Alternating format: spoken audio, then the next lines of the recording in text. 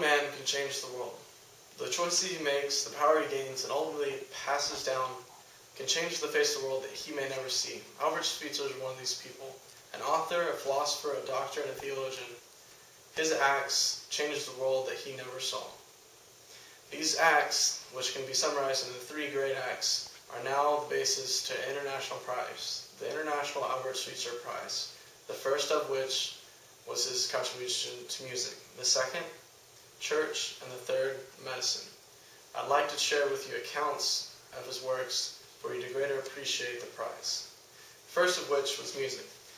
In his early life, he was very active in the church. His father was a high-ranking member of the church, and he had the opportunity to play the organ.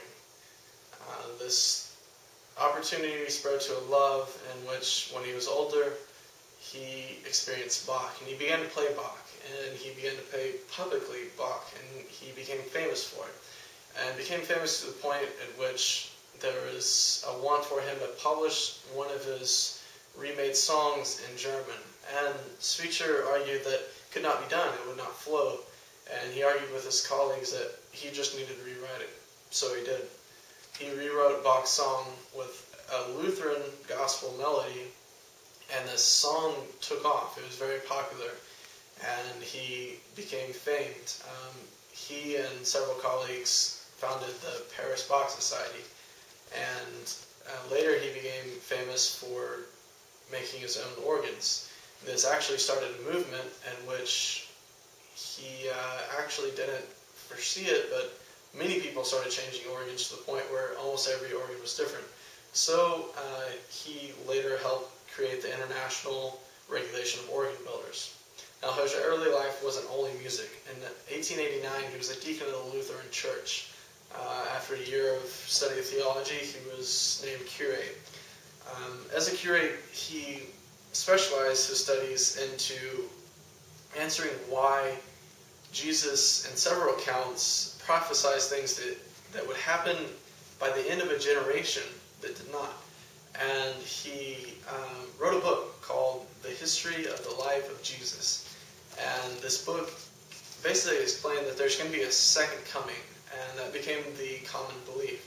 Now, before all these studies, he devoted his life. At a young age, he devoted his life. At the age of 30, he would drop his possession, drop his worldly possessions, and he would go and serve the Lord. And the way he was going to do this was he was going to serve the Lord as if he was Jesus. He was going to use Jesus as his role model. And that's not to sing and not to preach, but as to act to spread the word of God. And he thought the best way to do this was through medicine, through healing. However, when he contacted the French Missionary Society, they rejected him. He didn't have a degree in medicine, and they couldn't take him. So at the age of 30, he entered college, a 7-year degree to become a doctor. 6 years later, he graduated. And on that sixth year, he met his wife, Helen Ruslaw. And after their marriage, they took their honeymoon to Lambarene, Africa. It's a small town. And at their own expense, they started their mission to serve the public with medical services. Now, for the first 9 months, they operated out of a chicken coop, a single-room, small building, and they saw 2,000 patients. 2 people saw 2,000 patients in a small building. Now, this is monumental in itself.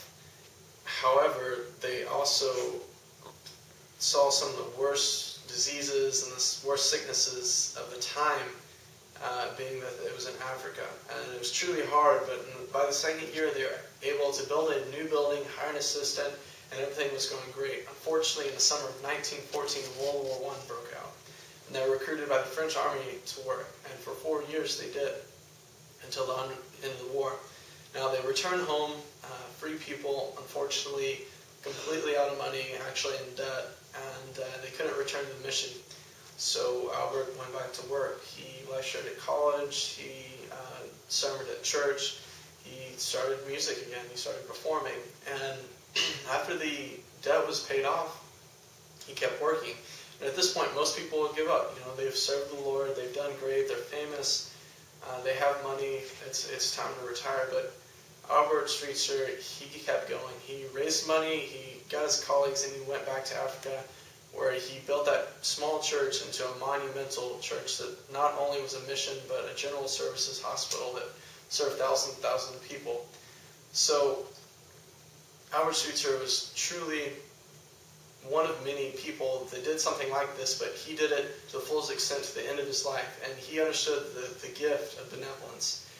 And that is why it is such a proud gift, the prize of the International Albert Schweitzer Prize. And I would truly be honored for actually an honorable mention in that.